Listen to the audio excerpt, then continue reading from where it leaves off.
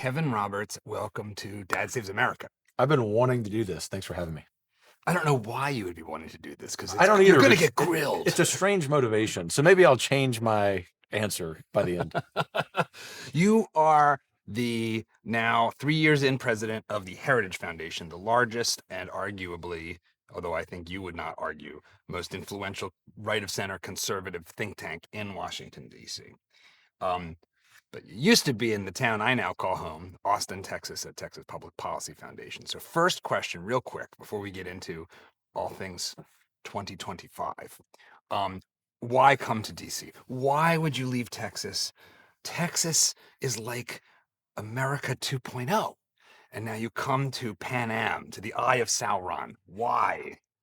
Because as a serious Roman Catholic, I believe in purgatory. And I think I'm going to spend a lot of time in purgatory, and thought that maybe I could shave off some of those days and come to the imperial city. It's actually partially true. But the real answer professionally and somewhat spiritually, if I may, and I think this would be true for anyone of any faith, it was a calling. It was literally a phone call I wasn't expecting. Heritage called me up and said, would you entertain applying for this job? And this very short version of a long story was my first answer was no. Not because of Heritage, which is awesome. Yeah. But because of the very thing you mentioned, which is DC.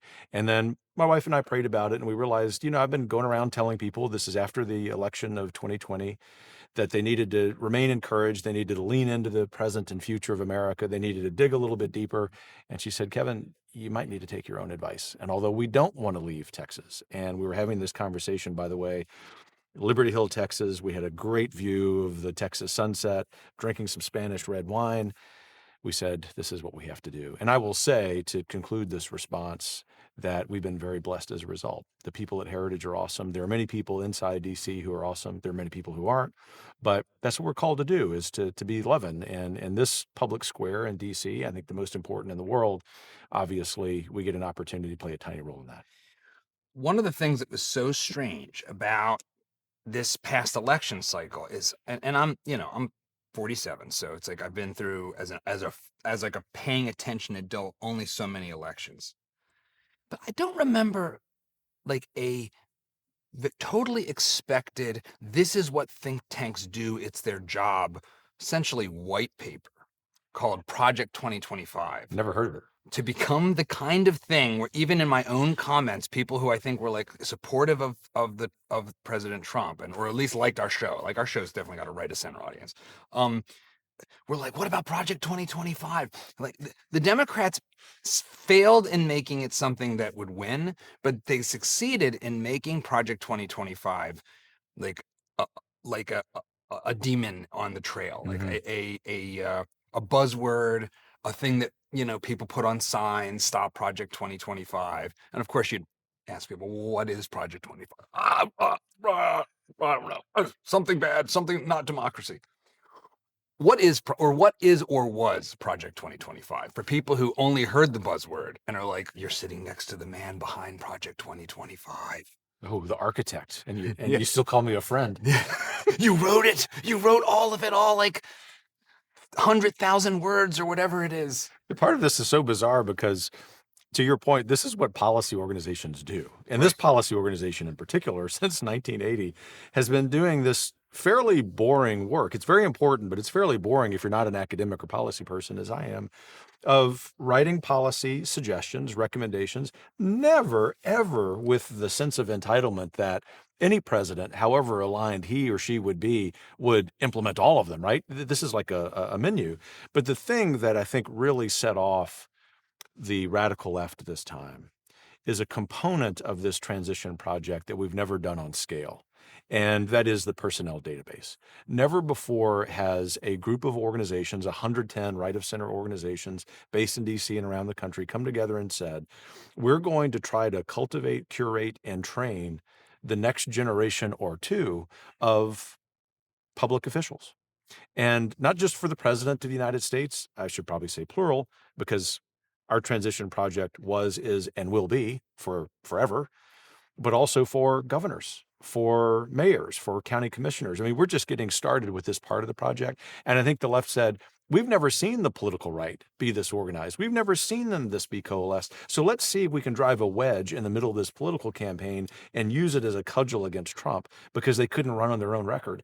And obviously in the political season, as I said at the time, and I told President Trump firsthand, look, do what you got to do because we're just doing our work. But once we get into the policymaking season, all of this is still going to be there. And so ultimately, it's rather boring, but very important work, and it's up to the elected officials to decide which of those policies, if any, who among those people, if any, they want to adopt. Okay, I'll keep this quick. Be sure to hit that like button, subscribe to the channel, and ring the bell so that you won't miss more Dad Saves America as our videos come out each week. And it also really helps us because when we reach out to guests, they look at how many subscribers there are to decide if they want to come on and share their ideas. So please subscribe to the channel. It really helps us out. And thanks for watching. Now, back to the show. One of the things that has struck me as I've paid more attention to politics and become more wonky is I know that the president of the United States has the same 24 hours in a day that I have because he's a human on the earth. And you come in to this organization that is the executive branch and all of these agencies that all ladder up to you as the boss of the executive branch. None of which, by the way, seem to be like really clearly authorized by the Constitution. Really? Like, I don't know, where does it say we can have a Department of Education in the Constitution? And I want to get to that. But it's so hard to hire people. It takes so much time to hire someone, have them come into a new job as an entrepreneur. I know this firsthand very, very well, for good and for ill. See them get on their feet, see them learn their team, know what to do and how to do it, and just getting set up with your tools takes a couple weeks. So, how much of what Project 2025 was about was trying to make that process as fast as possible because you only have like 2 years before the midterms, and then you start to get into the next election season, and just there's not that large of a window for a president to act with the wind at his or her back. It pretty quickly becomes just political season again, the midterms and then the next election and all the nonsense and the unforeseen crises that happen. So Given your experience and success as an entrepreneur, I think you will apprehend better than most what I'm about to say. 100% of the motivation of doing our transition project on such scale was because of the urgency of the moment. We have, even with what I would say is the tremendous, almost perfect success of the second Trump term thus far, still a very limited window to save this country. That's not an overstatement. We've had the radical left march through almost every institution. We've had center-right people, including myself sometimes, not fight hard enough to resist that. We have to rebuild and refound institutions. But as it relates to public policy and government, we thought as a conservative movement, we need to learn the lesson of 2017, when we had this great creative disruptor, Donald Trump, come into the office with the best of intentions, and our movement wasn't prepared to support him. And so when we sat down in 2021 and 2022 at Heritage, we said, we're going to do a couple things differently. The first is we're going to do this personnel database we were just talking about. But the second thing is we're going to invite every right of center political policy organization in this country into this project, because one of the things we can't handle, we can't do again because of the urgency of the moment, is to have this fractiousness in the movement. And so at Heritage, we operate with this motto of adding and multiplying. Don't subtract and divide. Try to make the movement bigger. We're obviously very keen on this realignment. Trump has, of course, succeeded in doing. And therefore, if you can do that, if you can eliminate most of that fractiousness, and the president has his great motivation, he's got great people, great policies, you can move quickly. And when you move quickly, you're sustaining the popular will that's so important to making this movement, this realignment, this moment we're in, last more than just a couple of years. I actually think if things continue to go as they're going, the American people will continue to be convinced that this pace, the substance of the pace, are reasons that they should continue to elect common sense people to all offices, and we might be at the beginning of a generation of conservative dominance. I've heard these words before, I feel like it was a 20 after George W. Bush won in 2004. There was a lot from probably a friend of yours, Karl Rove, was pretty confident about this. I've heard the name. I want to get into the pace, but before I do, the right of center, let's say, includes a pretty broad range of perspectives, just like the left does. If you start, I don't know what the center would be exactly. I don't know who would be like the avatar for the center in American politics. Probably somebody that nobody likes, but the left's got a whole range of stuff from just downright communists to sort of late 90s Clintonians who just want to preserve the welfare state but make changes at the margins and maybe increase marginal tax rates a little bit to pay for X, Y. The right has the same thing, from like radical, like anarcho-libertarians who believe in capitalism, but otherwise that's that, to, Christian conservatives, to constitutionalists, to, sort of populist, you could say Christian nationalists. How do you get all these different people that are often really in a lot of conflict with each other to come to the table for this kind of project? And did that actually succeed ultimately? It did succeed. Bottom line up front, it succeeded so well. The left probably gave us $1 billion in earned media trying to demonize the project, which certainly complicated for a couple of weeks President Trump's election campaign. But then all of us realized this isn't working. And so what they did was create this brand recognition, which we couldn't care less about. That's not why we exist. We want the American people to win.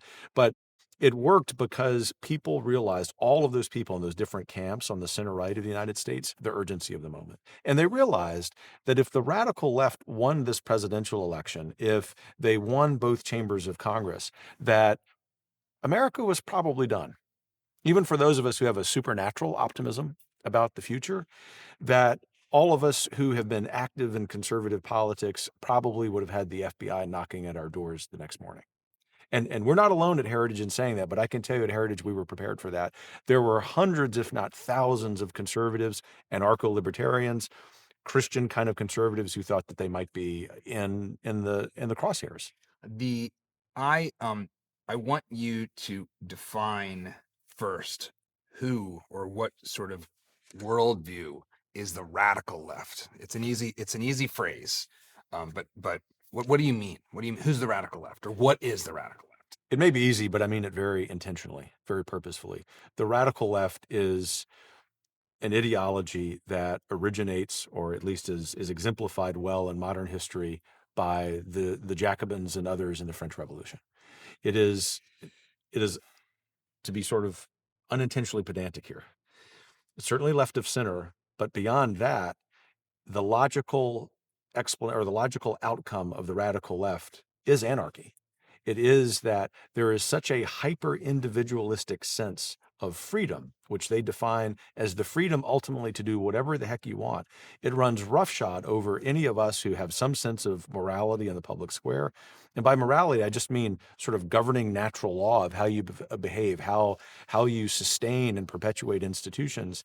And therefore, it is an ideology that eventually is exemplified by the screeds you see just in the last weeks of members of Congress who can't argue on the substance against what Trump is doing, even though someone may posit for the sake of argument, there's some legitimate argument to be made there. There's some different philosophy. They have to say the only way to fight this is to fight these people. This does lead to violence, and it's something that I've talked about in the last year. That's not something that comes from us on the right because of our belief in order, but it is something that is very much inherent, I would say, in the radical left.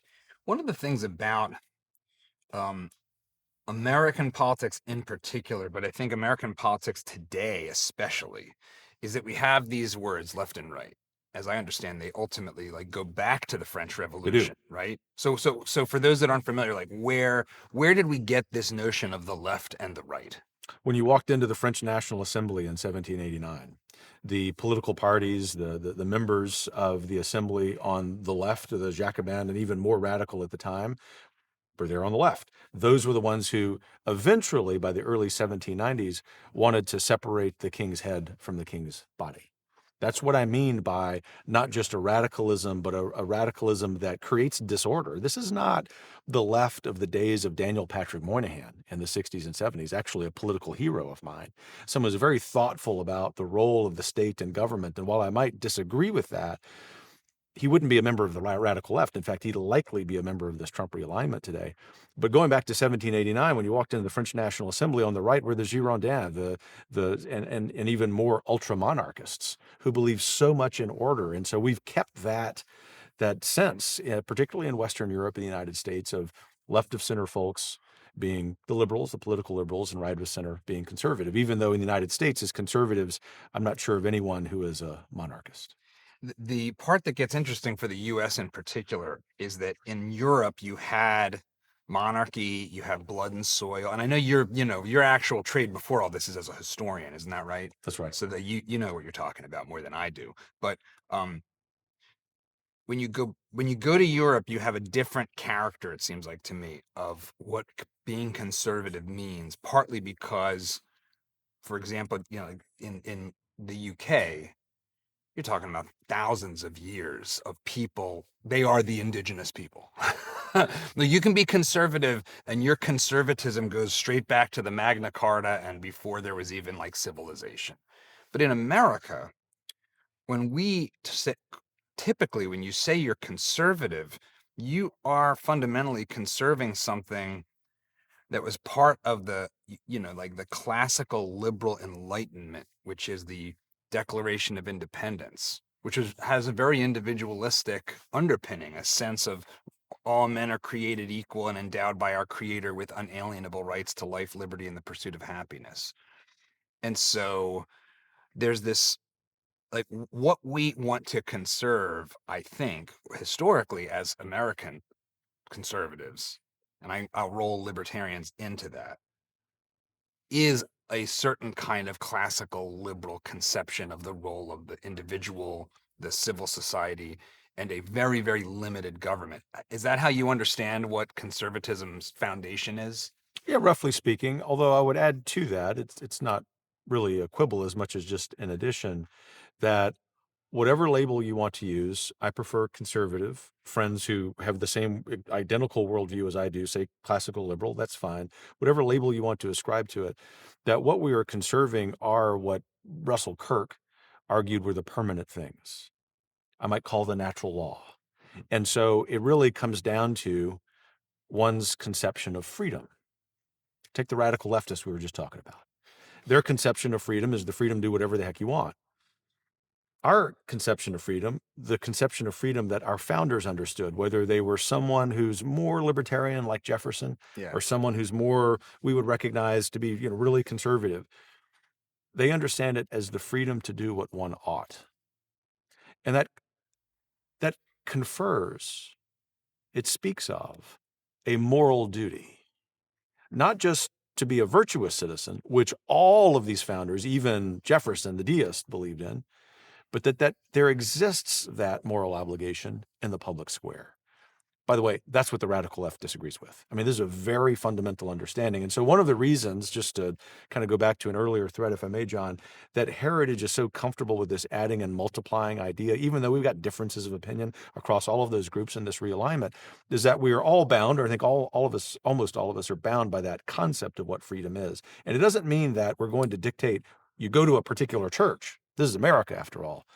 But it does require that you believe there's a moral order, and we have an obligation to that, not just as individuals, but to society. I had a really like you've articulated something that I heard and dealt with really in some case actually for the first time last year. So last October, I should say the October 2023, I my son Mateo was finishing high school, having shopped around for schools. He hadn't spent much of his time in Catholic school. We're both Catholic, we're both papists. And so he was finishing out high school at San Juan Diego on First Street. And I said, okay, Mateo, we're talking about maybe going to Italy next year. I have a requirement. You're going to be confirmed. I made a vow with your baptism that I would raise you Catholic, and we have in a lot of ways, but you haven't gotten Eucharist or the things the sacraments that make you a full participant in the church. And he also had this and still does, this Catholic girlfriend, which was a great thing from my perspective. So I took him to RCIA, the adult right, where, because he was an adult legally. And this conception of freedom that you just articulated, exactly how you articulated it, was brought up, that the freedom to do what one ought. And I asked the deacon, how is that freedom exactly? Because if I am free, but only free to do what I am supposed to do by some that presupposes there's a right choice and a wrong choice, and that I'm only free to do that right choice, which doesn't sound like freedom as I've thought about it as a very classical liberal libertarian type. And this table reminds me of his answer. He said, okay, well, let's imagine, he gave me a couple answers, but this table's reminding me of my favorite. Let's imagine that this table is the top of a cliff, the edges of which are so far down that your death is guaranteed if you go off the edge. Now let's imagine you're going to play a game of soccer, and one goal is here and one goal is here. Are you going to play that game more freely or more cautiously if there's a fence or if there's no fence at all? And it was striking to me it was true that a guardrail around catastrophe actually was an enabler of your freedom to play the game at hand with gusto, to dive at the ball, to go for that big kick, to try to block the goal, all that stuff. You could play that game on the top of that mountain with the guardrails. You take them away, and it looks like 5-year-olds gently tapping the ball, staying somewhere in the middle, and hoping that you don't lose it over the edge and not getting too close enough to even try. How does that strike you as a way of thinking about this? Oh man, that's truly the best analogy I've ever heard about this pretty high-minded concept, right?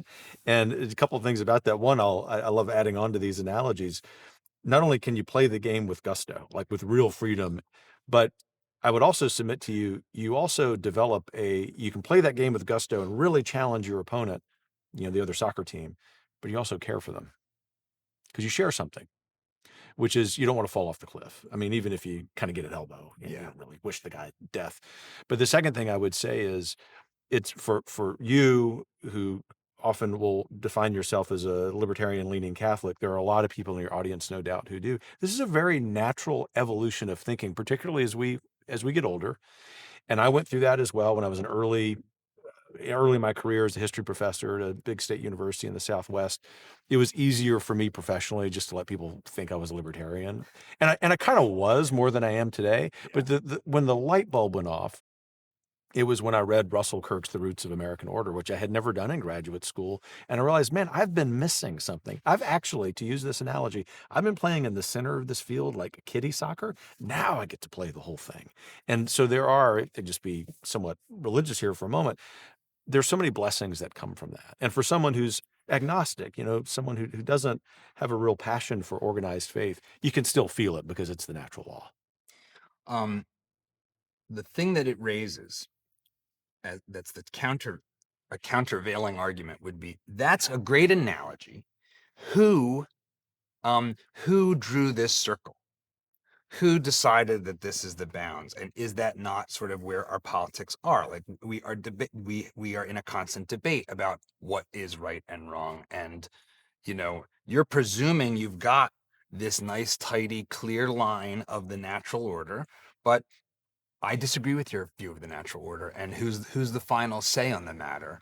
So and I want to move on to more practical things, but how do you respond to someone who's an individualist, who, like whether they're an objectivist or sort of someone who's more radically pushing back against the particular order, or the sense that there is an order that we know to be the order, and this is where the lines should be drawn, and say, no, that's the debate. I want to tear up Chesterton's fence because I don't feel this is freedom for me. In fact, I don't even think there's a cliff over there. I think that's the wild blue yonder. That's where the new world is. What's your answer? Well, first of all, I would say that's a thoughtful question. I've had this conversation with a lot of folks, friends, good friends in that scenario. And so to ask that question is to be thoughtful. But I would say the right question is not who created that fence, but taking a lesson from Thomas Aquinas, who didn't create it. And for that thoughtful person, who no doubt is someone of good intellect, and obviously we're ascribing great intentions here, they're willing to think, if you go through the process of who it isn't, who it couldn't be, then it's someone or something that's so much greater than us. Even if it is this, as agnostic friends still claim to me, some like a Big Bang theory that created, there's some order that happened there. It's not an absence of order. It's a very real thing that we've seen across history that we can prove, and that usually creates at least a very friendly agreement to disagree. But I will also say that in every case, all of my friends in that category, all the people I know in that category, eventually move closer to embracing the concept of being on that soccer field with Chesterton's fence because of the apparent truth of it. I don't mean that at all in any sort of condescending way, like have some magic power to possess the truth. No, I go through these same intellectual conversations in my own mind. It's good to do this. The last sort of thought on this point before I want to get into the past couple weeks. I can tell. Is at different times in American history, just to keep it on American history, there's been obvious cases where Chesterton's fence has been on the wrong in the wrong spot. Slavery being the most obvious. And that wasn't uniquely American, no matter what, bozos at the New York Times try to say. That was a universal practice that actually America led the world in abolishing. And all you have to do is go back and look at the northern states that instantly abolished slavery the second the Declaration was put out into the world. But we do sometimes have orders which are bad, and they are believed to be good, until there is something akin to a revolutionary moment. You could say the birth of Christ is one of those revolutionary moments. The claim in Rome that actually, no, you can't treat other people like they're below you. In fact, the people you're treating like they are below you are my favorite people, and you are going to be waiting in line. That is revolution. That is radical. So how do you think about when that fence, or maybe how do you approach understanding when the fence might actually be in the wrong spot? First, with an understanding of, I guess, the philosophical foundation of that, and that is human nature is flawed.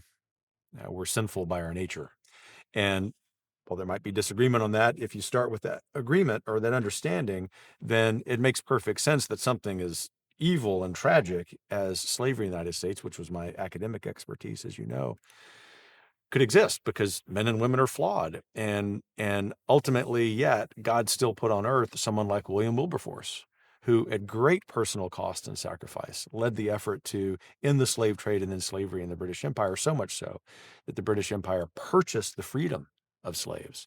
So you can take that example. It's an excellent example, by the way, and you can look in each generation of history. God gives us the free will to, our nature, if someone prefers, to make good choices or bad choices. And sometimes enough men and women make enough bad choices that something like that outside of the order can happen. So the problem really isn't that Chesterton's fence idea is wrong. It's that man's application of that to particular circumstances is flawed. One of the things that's happening right now, and this will be my transition, is that there are a lot of fences getting uprooted in Washington, D.C. right now. There sure are. Elon and a group of 20-something, probably on the autism spectrum, super brains, are taking a digital wrecking ball to the executive branch, or at least shining the brightest light the damn thing's ever seen. And I think last night, saw a video that was really off-putting to me although not surprising. But one of the participants I was kind of surprised to see. Kara Swisher and Scott Galloway were bemoaning that Elon and his cadre put in place by the elected president. What they're doing, they said literally, we need to dox these young people and have governors throw them in prison. Scott Galloway of NYU, who I've actually wanted to have on this show, and I'd still welcome him to come. But I found this utterly outrageous. Like, how dare the executive have appointees look at the activities of the branch that he runs, was what I'm hearing. So how do you understand, let's start with what Trump's power to let Elon run around shining a light on everything and like taking letters off buildings like USAID. Like, how much power legitimately does the president have to do this? I'll answer that after a very brief response to Scott Galloway as an example. What an excellent example of the radical left. Can't argue on substance.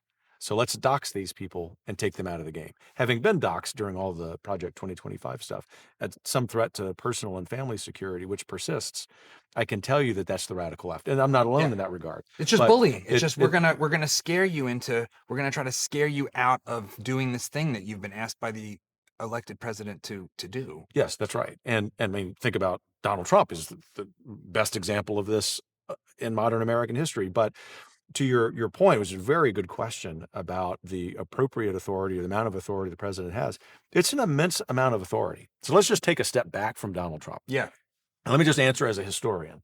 I'm a Trump guy. And so people say, well, Roberts is You're just a toady. Yeah, that's right. No. Well, before Trump, I would have given you this answer.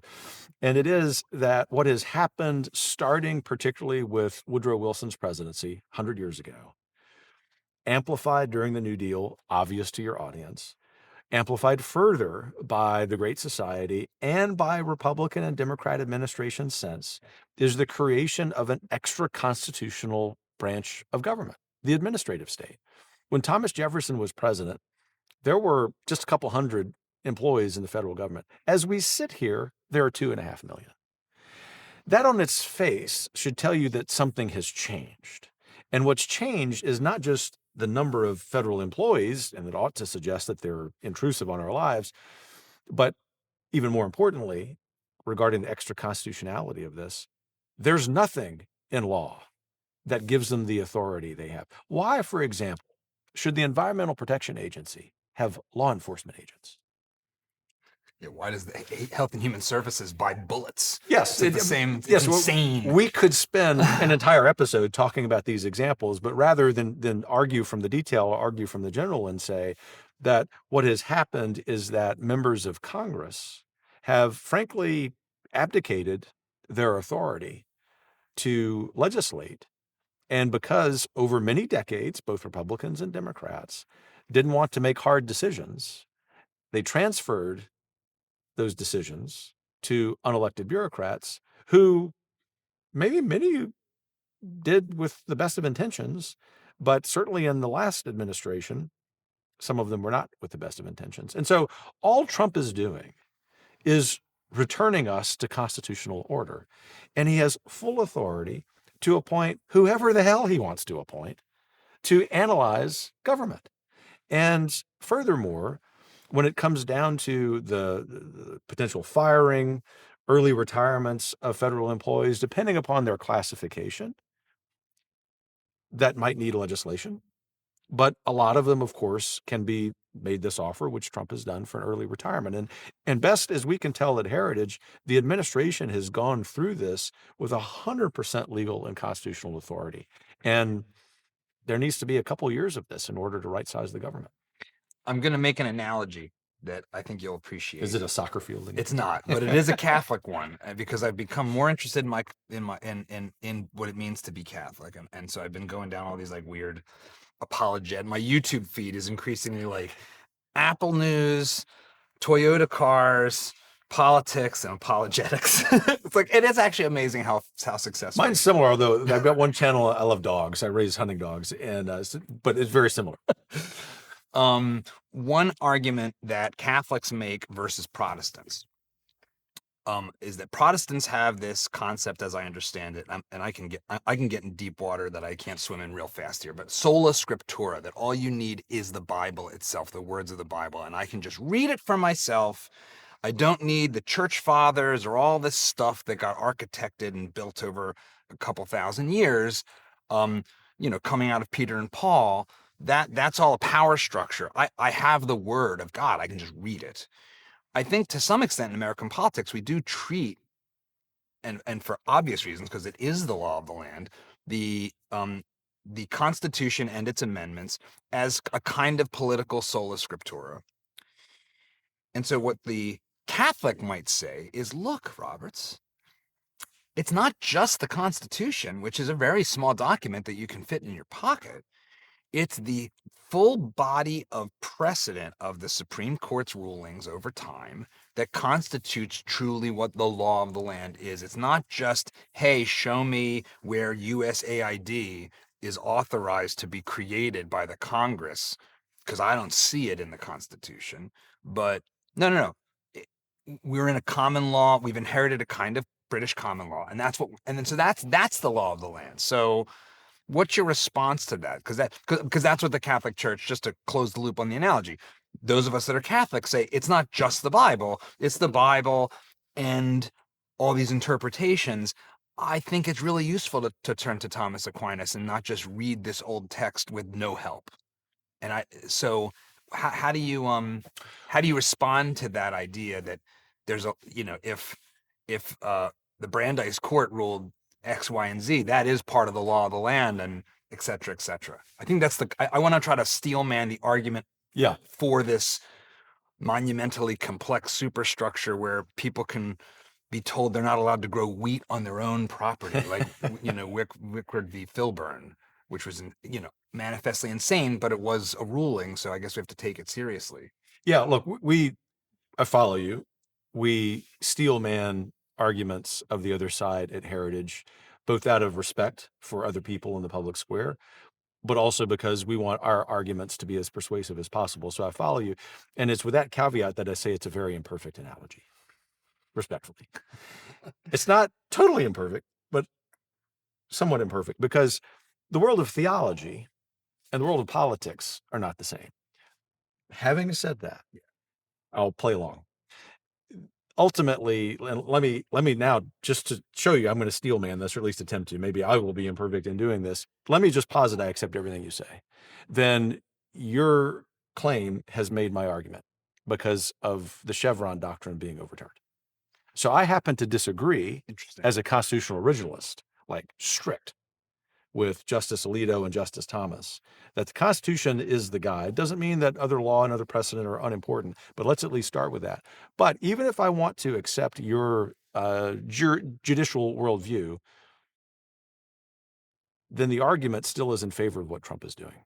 Because what the Supreme Court said in the last months was this interpretation for several years, a couple of decades, that the administrative state had this power to issue law. I mean, basically, this is a layman, I'm not a lawyer, is wrong.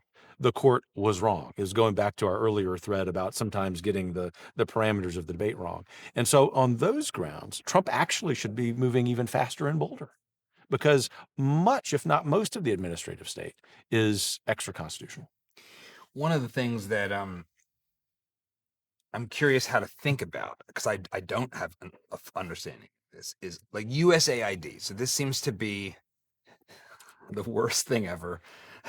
At least pretty close. I mean, it's like, okay, in the best possible light, it's this seems like it's mostly a tool for foreign policy to buy favor in the best possible light by doing arguably good things for people in other countries so that they like us and will do what we want them to do when we need them to do something that's in our interest. That, I think, is maybe the best argument. It's very fair. For what that was trying to do. Like, of course, do I want you to teach atheism to people in foreign lands or subsidize transsexual stuff in other lands that are based that the local people will probably find absolutely satanic. Seems like a bad idea to me. But as I understand it, the Congress did create this thing and fund it. So is it really part of the executive power to say, I don't think so. I'm taking the letters off the wall. You're all fired. I'm not spending any of that. We're done. Help me understand where that, just as that particular example, that's what's in the news right now for the next 48 hours until the next thing happens. USAID was created by executive order under President Kennedy, and it's funded by Congress. And so even that one's not legally, the president can do both of these things. And the first is obvious. He can undo it by executive order, which he's done. But even on the funding component, my great friend and collaborator on the transition project, Russ Vogt, director of Office and Management and Budget, can say and has said that we're not going to allocate that money because it's extra constitutional that Congress, just to be technical here, has funded something that the president says doesn't create. What you're seeing here, just to take a step back from this, although I think the president's on 100% solid ground on the USAID stuff, what you're seeing here is the first presidency in a long time reclaim the authority as it's articulated in the Constitution and in precedent from the judicial and legislative branches. And because this is the first time in a long time that's happened, even for people who voted for Trump and like Trump, it might seem a little weird. I mean, maybe he's doing something wrong. He's just doing something that's right that hasn't been done in a long time. One of the things that strikes me as being right, as I understand the spirit of the separation of powers, is that the founders understood that power corrupts absolutely, and so they set these three branches against each other. And one of the things that assumes is that they're gonna grab power. The Congress is gonna, well, the Congress has managed to not do this very well, but the courts, the president and the Congress, the legislative branches, will vie for supremacy, and that even Supreme Court rulings ultimately will then get kicked back into the legislative process. And so there is no final answer. But the assumption is, I would think, more or less what President Trump is doing, which is to say, no, I'm going to push this to the limit, and it's up to you guys to push back on me. But the notion that this is some supreme violation of the norms of our republic or democratic, but our Republican order, small r, I don't understand where that's coming from, if you're being honest. Yeah, it couldn't be further from the truth, although I think I know where it's coming from, and I'll try to steelman that in a minute. But if you read or reread the Federalist Papers, which are the greatest, most, I think, convincing essays that explain what you just did, which is that the three branches don't just coexist. They're vying for as much authority as possible for the express purpose of diffusing power so effectively, but rather inefficiently, that the people can go about their lives. And if Hamilton and Madison were sitting here today, and admittedly, I am very fond of both of their political philosophies, they would say the system relies on, as Hamilton said, a vigorous executive who would challenge not the norms, the custom, the law, but challenge all of those members of Congress, challenge all of those members of the judicial branch from saying, we're more numerous than you, and so we outweigh you. No, he's or she the only elected person on a national level. Right.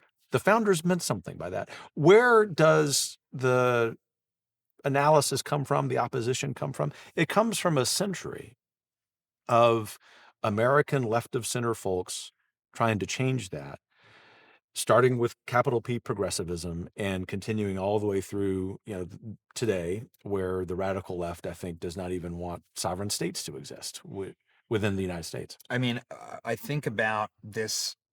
It's become not just a philosophy; it has become a culture. Trust the experts, trust the science TM, which is, of course, like a fundamentally anti-scientific. It's like you're instantly a crank if you say trust the science. If you even just say the science without trust, you're not really in the realm of science anymore. But I think about Woodrow Wilson. He was sort of the original Claudine Gay. He was an Ivy League professor who had a real disdain for the public. He also happened to be like a racial essentialist that resegregated the federal One of the worst government. ever. So he sucked real bad. He comes in, and this seems like this is the, talk about the capital P progressive movement. This notion that we have betters who are the experts, who should get deference and can design the way, the structures in which all the rest of us will live. And how dare we elect someone that says, what are you talking about? No, none of that stuff. That seems like the battlefront. I mean, that seems like what that, the like horror of Kara Swisher and Scott Galloway is rooted in. Like, we're Ivy League types. We're smart. We're smarter. And I know Scott came from humble beginnings, but he's lost the plot. He's in Aspen Ideas Fest land now. It's always a bad sign. Yeah, this is personified by Anthony Fauci, who would be so comfortable in Woodrow Wilson's administration. And including the eugenics favoritism. Yes, I mean, the whole thing. I mean, Fauci and this whole group, they really are traitors to self-governance, because they're holding out their credentials, they're holding out their supposed expertise, they're holding out what they see as a fact, which isn't, and that is that technocrats are more important than common sense, or just more important than people with degrees from other places who happen to understand the scientific method and therefore know when you say trust the science and it doesn't include challenging a hypothesis, that you're, of course, not doing science. One of the things that this points to is the question of what in a civilized society our relationship with expertise should be, because I think there is a little bit of a danger. I can feel it in myself, because at the end of the day, if I wasn't doing this and being all hoity-toity with history talk, I would probably be happiest swinging a hammer on a construction site. Personally, that's like the other route I would take.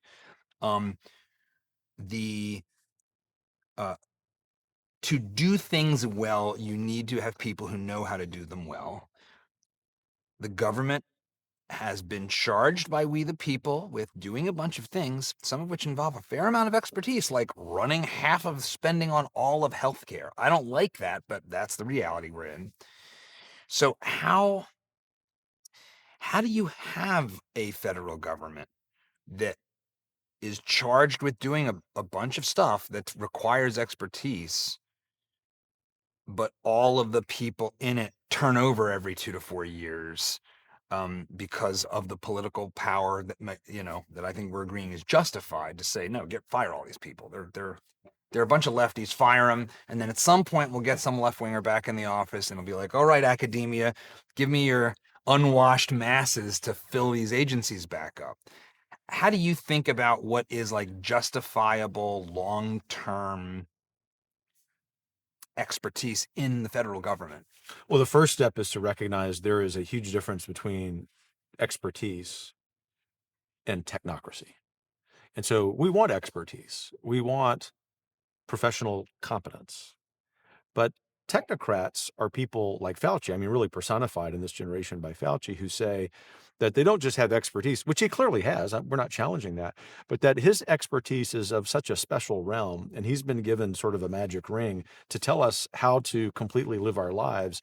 And as if that weren't bad enough, if that weren't arrogant enough, this is the real telltale about the difference. A technocrat doesn't want to be challenged. They're not comfortable, ironically, being engaged in the scientific method, whereas the nature of developing expertise, whether in your field or mine, is not just a level of comfort, but rather embracing being challenged so that you can test the scientific method so often that you finally get to the point, think about the Manhattan Project, where you've got scientific perfection or near perfection. All of that to say that if you think about what Trump and Vance are doing with the administration, they're not getting rid of expertise or competence in the government. They're getting rid of radical left ideology, which is, when combined with expertise, creates this technocracy. I should say, though, to be fair, that technocracy can and does exist on the center right as well for the same motivations. And so again, Give me an example of that. What do you mean? I remember during the COVID days, I was back in Texas. I was asked by Governor Abbott to serve on his task force to reopen Texas. And one of the people, I'll just name names, I constantly butted up against was Scott Gottlieb, who's FDA director, total statist. Isn't he a Pfizer board member now? Yeah, I mean, it says I don't ever intentionally want to engage in ad hominem. I don't mean it this way, but substantively, this man is conflicted and compromised and a technocratic jerk who I can tell you firsthand in these conversations didn't like being challenged by a lowly historian. Now, he's forgotten more about his area of science than I will ever know, but I'm not a dummy.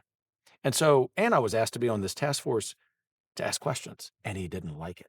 And it's because it's all about power. It's not about actual competence. And so actually, I think what you're going to see is not only the continuation of career employees over 10, 20, 30, 35 years. There's not going to be this turnover, 2 or 4 years of all federal employees, but you're going to see those whose expertise has been suffocated by the technocrats actually blossom.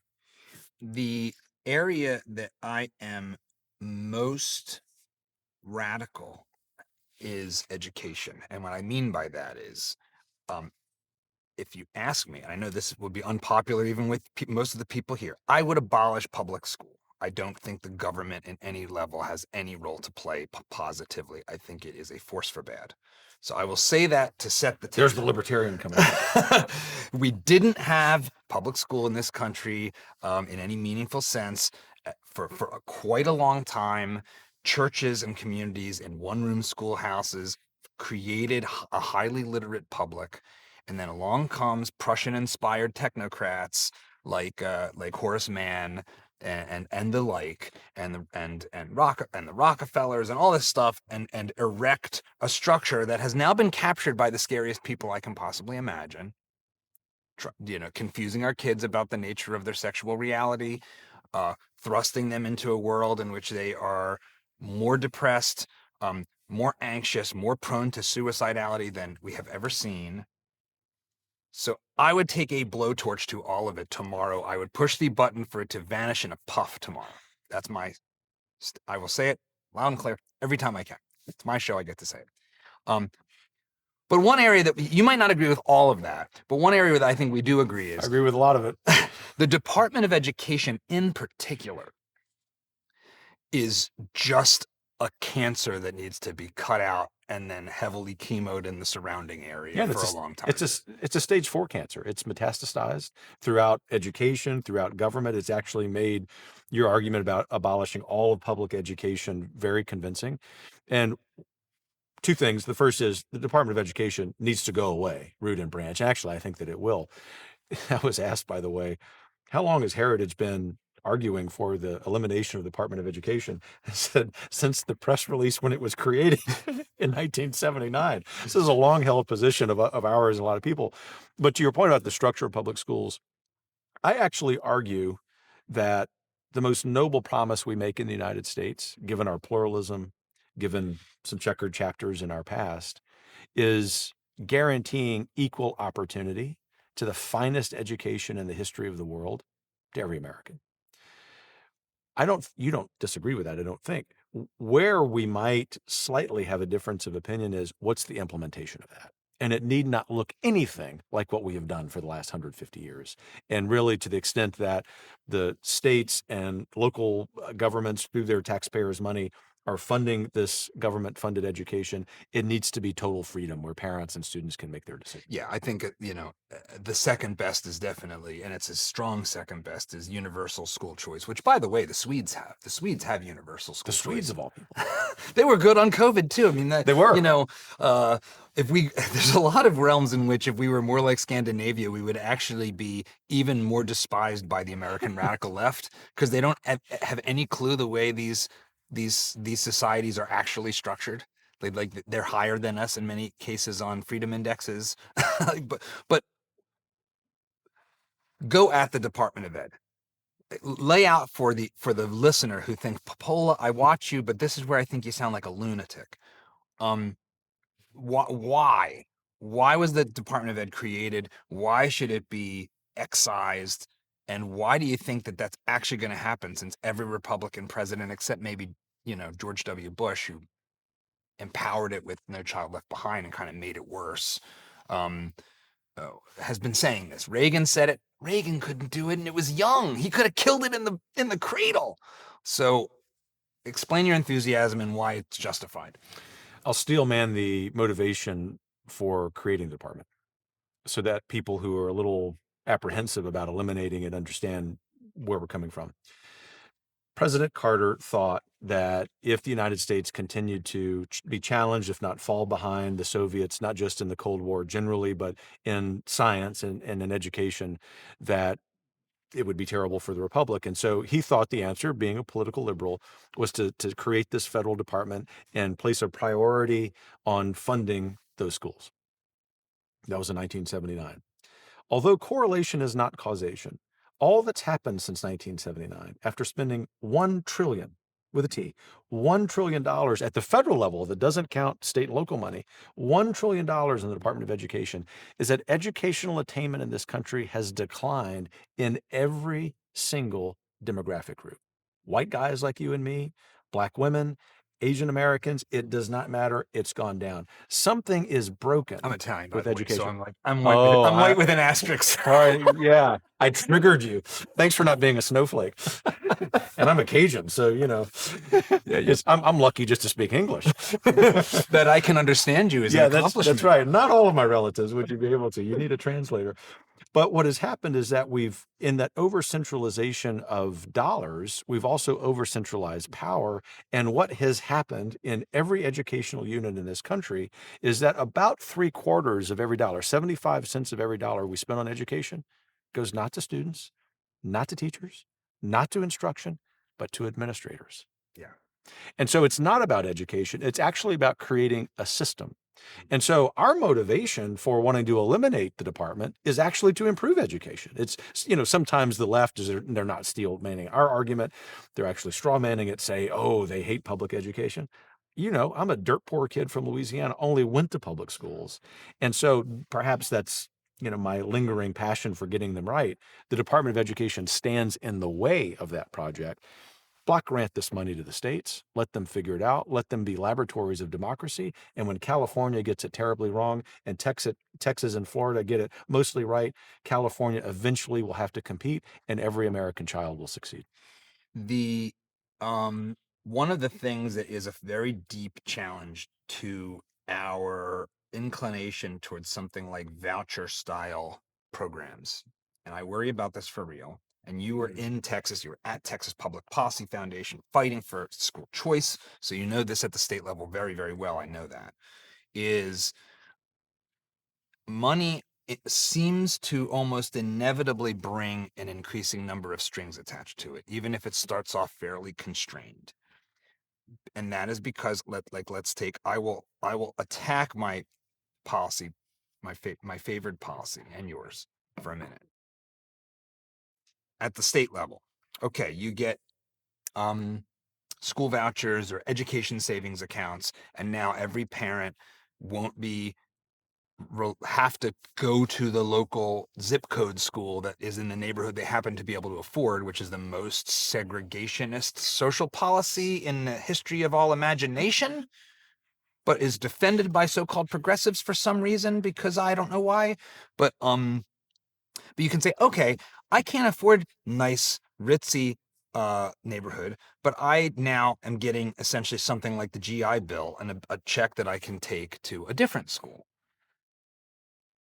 And then Joe Blow in area code 78704, let's say, which I know you will understand that reference, says, how dare you? How dare you send your child on my taxpayer dollars to some dogmatic Christian school, you troglodyte?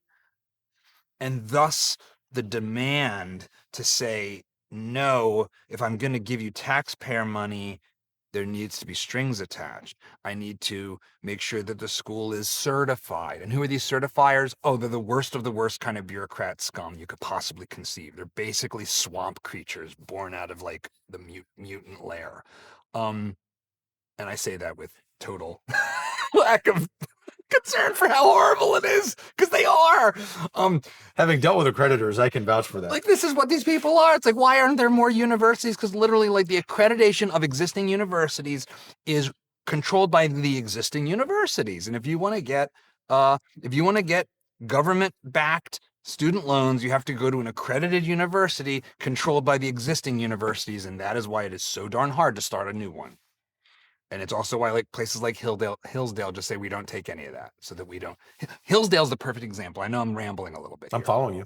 But Hillsdale stands as my example of the warning sign. So Hillsdale, conservative university, great education. They're like, we're not taking any government money, student loans backed by the government, because we don't want the strings attached. And as a result, they're not subject to Title IX with all of its whack job psychopathy. And they can run their school the way they want.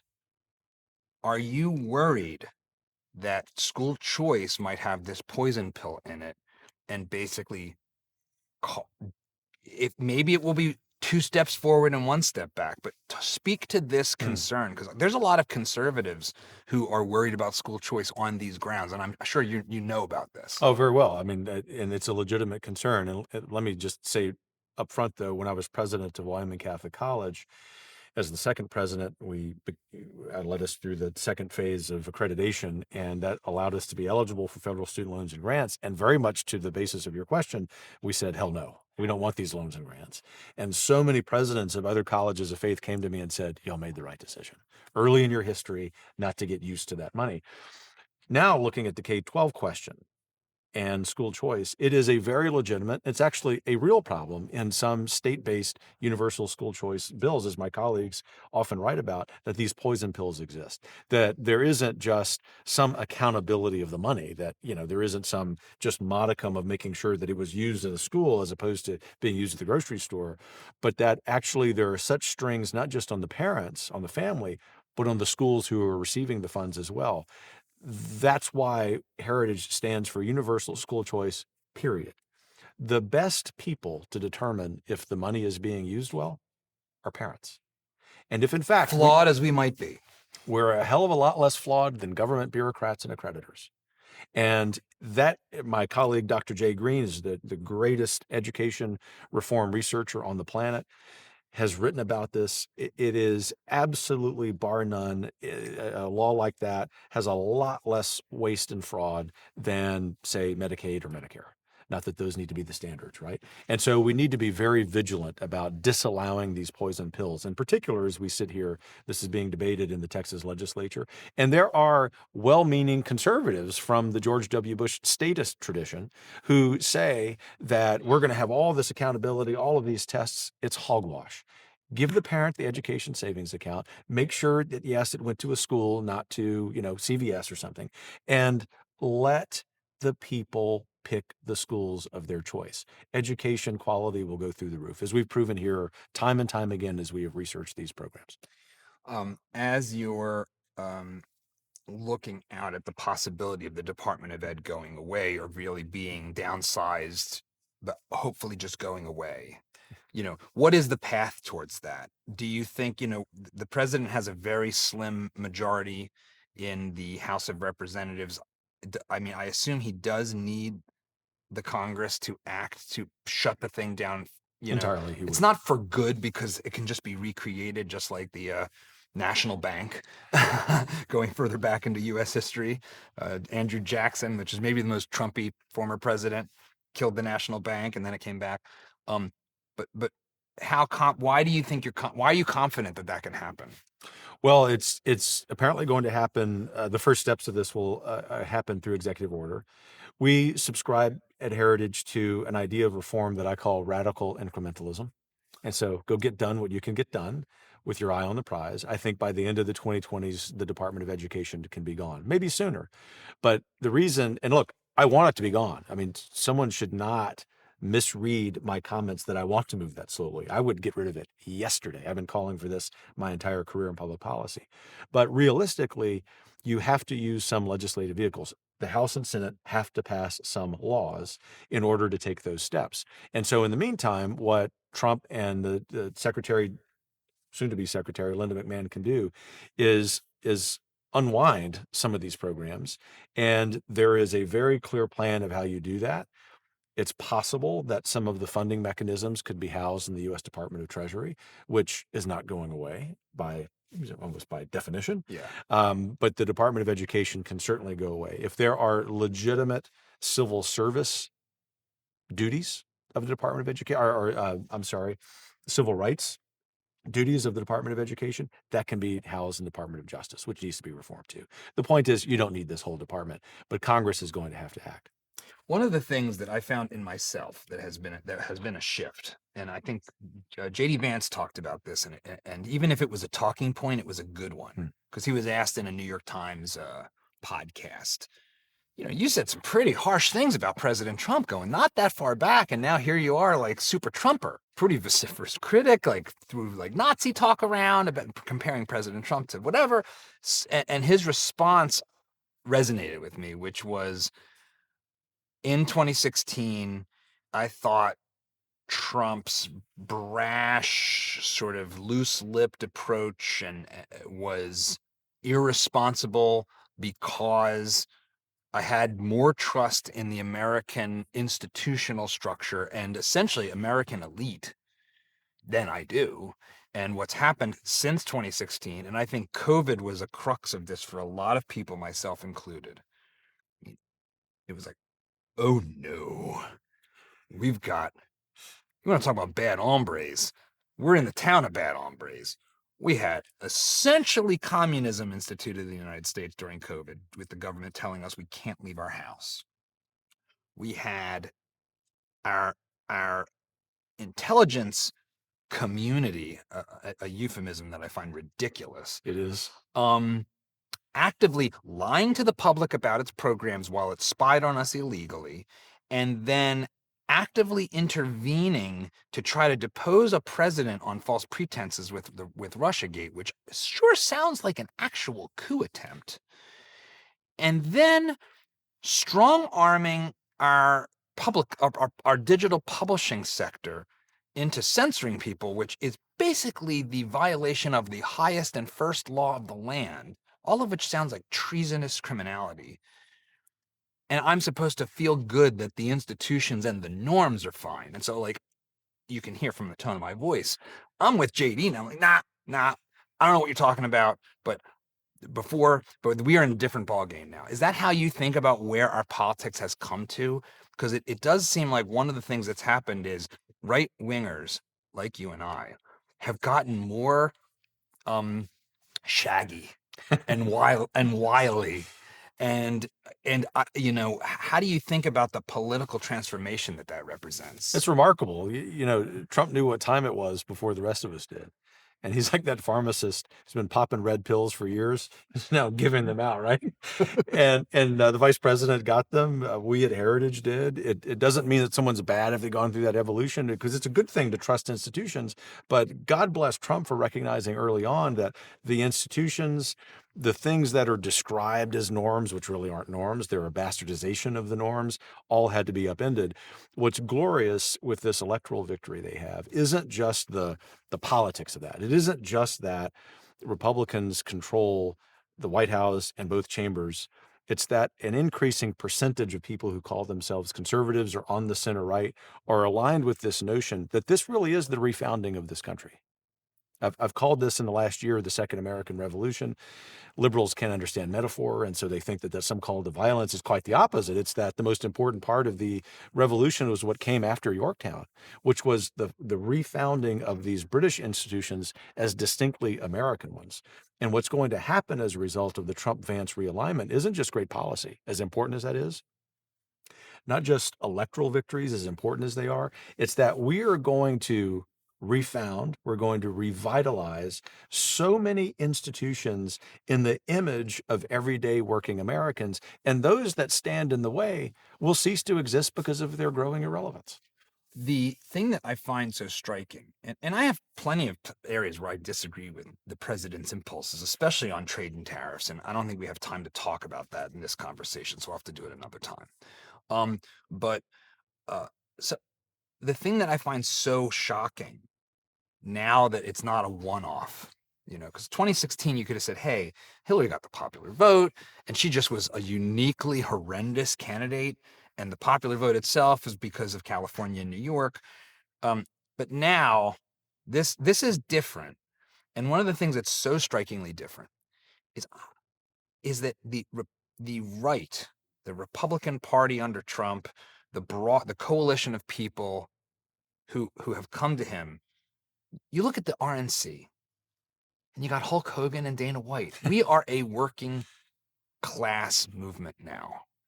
And that's pretty weird because we also have like the richest guy in the world, and being broadly speaking, pro business. There is another, there's a little like snuggling up with unions, which I also don't like. So it's a motley crew, but it doesn't seem like there's ever been quite this kind of coalition politically that is the working class, middle class people. And I mean, the educational divide sort of says it all. College educated, college credentialed voted for Kamala Harris to defend democracy through appointment, and life educated voted for Trump. How do you understand what's going on there? And do you think it will survive him eventually exiting the stage, or is it some strange force of his personality that has brought this about? History doesn't repeat itself, but it does rhyme. And so this Trump-Vance realignment, which is unique in certain ways from the three examples I'm about to mention, also has some similarities. Obviously, most recently, Reagan. Before that, the McKinley-Teddy Roosevelt realignment is rather similar to this. It's interesting that it happened in contrast to Wilsonian progressivism. And then the very obvious example of Andrew Jackson, perhaps the closest, I would say, particularly as it related to the education credentialed elites just despising Jackson. But it is an open question about whether this political realignment can endure past the man himself. But if history is a guide, it likely can. If those of us on the outside who run and work at important institutions, whether they be policy organizations like Heritage or media kind of institutions like yours, K-12 schools, whatever it is, understand that our job is, if we agree with this, and we certainly do at Heritage, is to make this permanent, to make the arguments now, which are basically reminders about the constitutionality of diminishing the administrative state, but also never, ever, ever again to trust someone who says, I'm an expert, so listen to me, especially if they have an office in Washington, D.C. That is such a quintessentially American understanding of our politics. Wilmore Kendall got this right, is known as the most famous populist conservative philosopher, political philosopher. I'm someone who I think is very much in that vein of what I call the new fusionism of populism and conservatism. This is part of our political inheritance as conservatives. Trump has reminded us of it. He's amplified it. He has enlarged it. No one else in this generation will be capable of that. And God bless him for it. I just see it as our duty now, because of the political and policy success we've seen as a result of him, to institutionalize this for the next couple of generations. It does seem very uniquely American, going all the way back to the founding, that our cultural, on average, relationship with credentialed elites has always been very different. Whether it's Alexis de Tocqueville coming and seeing the way we just roll up our sleeves and get things done, while in France and Europe, they would wait for the king's court, and they would wait for the aristocratic class to deliver a solution while everyone just waits around. Thank you, sir. Can I have another? That seems very profoundly American. As a historian, how do you understand the root of that? Because the country's inheritance began as Europeans and then expanded with waves of immigration throughout our history. And yet the fact that seed, first of all, was planted here and survives to this day, I find incredibly interesting and strange. Like, how do you understand where that came from and why it survives? Because most channels of migration, voluntary migration, to the United States in the 16 and 1700s were people who you and I would recognize as middle class. There were certainly very well-heeled, highly propertied, high net worth people, particularly on the coast and in the South. But the preponderance of people who migrated here were somewhere between what today we would call lower middle class or upper middle class. And what that meant was the reason they migrated, the very reason they left their homelands, was because they didn't have access to the class structure of the old world, or they couldn't benefit fully from that. Doesn't mean that there weren't class systems in the United States, but even to this day, as we sit here, so much less so than in Great Britain. And as a result, the institutions that were created, whether they were churches, political, professional, were institutions that almost always had the perspective of the everyday man. Even think about the Ivy League colleges that we were decrying, rightfully so, earlier in our Yeah. conversation. When they were created in the 16 and 1700s, though there were plenty of rich people who went there, you could be a poor person and go there. And so therefore it reflected not this old world elite, but this emerging new world elite. Now, a couple hundred years into our experiment, we get to create new institutions like the University of Austin, like other institutions in its mold that will continue to challenge that. It is not only distinctly American in history, maybe uniquely so. I can't think of another society with that profound sense of looking at these institutions, using common sense, as the president likes to say, and institutionalizing that so much in our politics. The next time we get together, we can dive into some of the other issues at hand where there's maybe even more disagreement on in our team, like trade and immigration and other stuff. But as we wrap up, I know your time is limited. I ask this question of every guest. The show is called Dad Saves America because first of all, it originated with a concern for my son's generation, Gen Z, and this closing down, this anxiety, these signs of mental health distress, which they are very, very clearly under, and a worry. How can we preserve a free society if the next generation doesn't understand what to do with freedom or why it needs to be preserved? So um, I think that's where dad can come in a big way. That is a role we get to play that's heroic, and it filters all the way out to the country. How do you think about your role in the American story? The most important thing we can do as dads, if we want to save this country, is to do the small things in excellence. Wake up with a heroic minute. Get up, get going. Bring your wife coffee. Pray. If you're not a praying type, start. And what that does is develop in us, particularly as men, because we can be arrogant jerks by our nature, a sense of gratitude, a gratitude for our wife and children, or for younger men or unmarried men, a gratitude for wanting that, but also a gratitude for the people around us, the people we work with, the people who serve us at a restaurant.